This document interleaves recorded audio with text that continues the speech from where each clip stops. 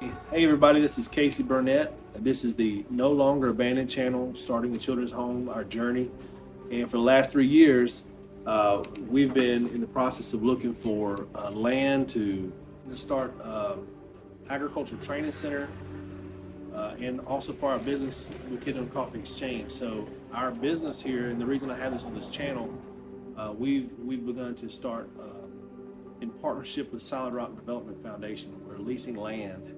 So yesterday we signed paperwork for the foundation, Solid Rock Children Development Foundation. And the purpose of that is for the foundation to own or to lease land to grow coffee, and then that revenue from the coffee will support the ministry. Our business here, the Kidney Coffee Exchange, will be the one that does the marketing, the processing, and everything. So it's a built-in market for the foundation. The reason I want to do the video today is because if a lot of people are interested in real estate, and my background in the U.S., I did real estate, and that's how I got financial freedom, so to speak. But the Philippines is different. So if you're a foreigner or you're somebody interested in real estate in the Philippines and you see something that says farm lot for sale in the Philippines, what are some things you need to consider? Should you rent or should you buy? So I did a lot of research. I said, let's find some land, let's do the research, let's go ahead and make a deal to buy land. But the more I started looking at it, the biggest problem you have is titling. That's the number one problem you have. Most land for sale doesn't have a clear title. From my experience, I've looked at probably 20 or 30, maybe 40 pieces of land ad nauseum. And there are so many properties that people claim that they can sell, but either the name on the contract or the name on the title is different than the person trying to sell it, or maybe they have errors that you don't know about, or maybe there's a problem with the deed. And if there's any problem with the deed, you have to go all the way to the Supreme Court to fix it. It is crazy. So just because somebody says they can sell it, that doesn't mean they can really sell it.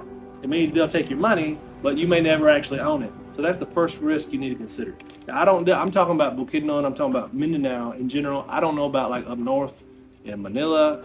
Maybe it's different, but probably not. Because the rules here are just so different than where I'm from in the US. So another thing you need to consider is, does the person who claims to sell the land, do they actually have a clear title? Do they have all their taxes paid? Is it actually a title? Is it not a tax deed? Is it ancestral domain? There's a lot of tribal groups, and they're wonderful people, but they're people who need money. There are people who need money, and they will claim to sell their land. That is illegal. They cannot do it. You can give them the money, but you're never going to own the land. So all that to say, in general, buying land is a waste of time. It is a much lower risk if you're going to do, especially an agricultural venture here in the Philippines. Don't try to buy land. Don't waste your time. Just look at leasing land. You actually have more protections on land if you lease it compared to if you buy it. Because let's say in the perfect scenario, you bought a hectare of land and you paid 1,000,000 pesos per hectare.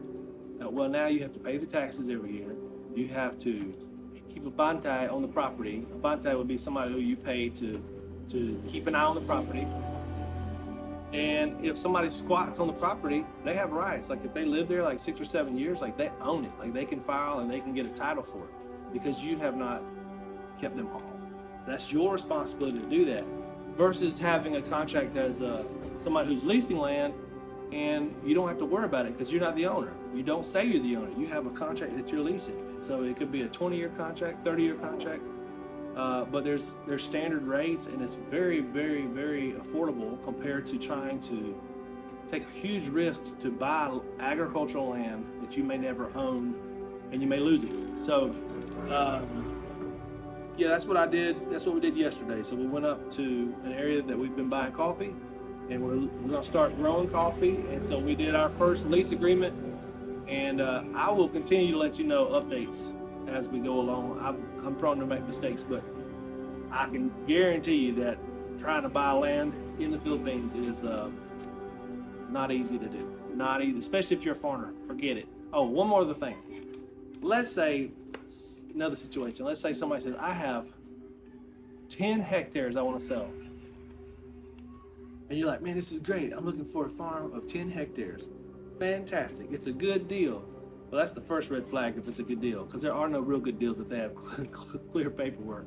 Second problem is you cannot sell over 5 hectares because of what's called the agrarian reforms. Department of Agrarian Reform, they have a limit per person, 5 hectares. So if you're like, hey, I'm gonna just put 5 hectares in my name. Well, no, you can't do that. You could create entities to try to split it up, but that takes time. You have to create the entities. You've got to go through that whole paperwork process. It's a nightmare. So that's the other situation you need to remember. And I just want to be straight with you. It is not easy to buy land here. And if you're going to invest in the Philippines, in agriculture especially, I would suggest that you lease land and not buy it. That's my words of wisdom for being here several years, and I hope that you're very successful in whatever you try to do. If you got any questions, shoot us a message below in the comments. God bless.